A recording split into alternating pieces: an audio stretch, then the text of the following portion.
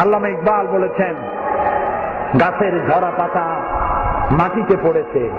এই ঝরা পাতাগুলো দেখে আল্লামা ইকবাল বলছেন, ঝরা পাতা, ঝড় থেকে ভয় পেও না, এ ঝড় এসেছে তোমাকে মাটি থেকে উপরে উঠাবার জন্য।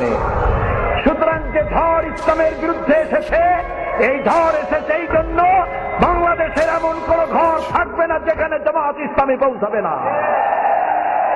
শান্তির জন্য কল্যাণের বার্তা নিয়ে সারা বাংলাদেশে সর্বত্র ইসলামের দাওয়াত পৌঁছে যাবে গণতান্ত্রিক পদ্ধতিতে। শুনিয়ে যায় কোরআন সামনে নিয়ে আপনাদেরকে, এই গণতান্ত্রিক পদ্ধতি মধ্য দিয়ে কোরআনের আইন বাংলাদেশে প্রতিষ্ঠা করার জন্য যদি 100 বছর জামাত ইসলামীকে অপেক্ষা করতে হয়, জামাত ইসলামী 100 বছর অপেক্ষা করবে, তবুও সন্ত্রাস এবং চরম পন্থা অবলম্বন করবে না, করবে না, করবে না। আমাদের অসংখ্য সাহিত্য ভান্ডার আছে, বললে হবে না জামাত ইসলামী কোন ইসলামী দল নয়। যিনি বলেন তিনিও কিয়ামতে উঠবেন, আমরা উঠব।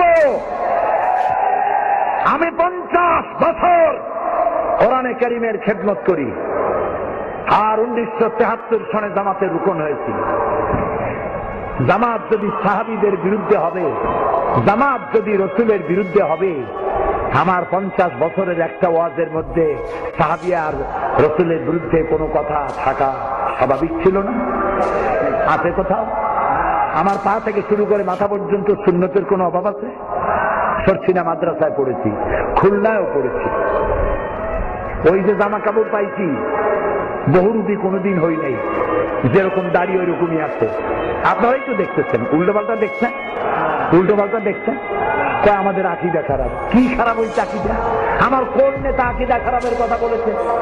আমার নিজামী সাহেব, মুজাহিদ সাহেব, আমার এমপিরা, আমার নেতৃবৃন্দ, আমার গোলাম আজম সাহেব কে বলেছেন সাহাবীদের বিরুদ্ধে? জানতে চাই, কে বলেছেন নবীর বিরুদ্ধে? আপনারা বলেন জামাত ইসলামী কোন ইসলামী দল নয়। আল্লাহকে ভয় করুন, কিয়ামতে আসামি হতে হবে, আসামি হতে হবে, আসামি হতে হবে ইনশাআল্লাহ। আপনি যে কথা বলেন, আজ আমি নাম নেব না, আমি নাম নেব না, আপনি যে কথা বলেন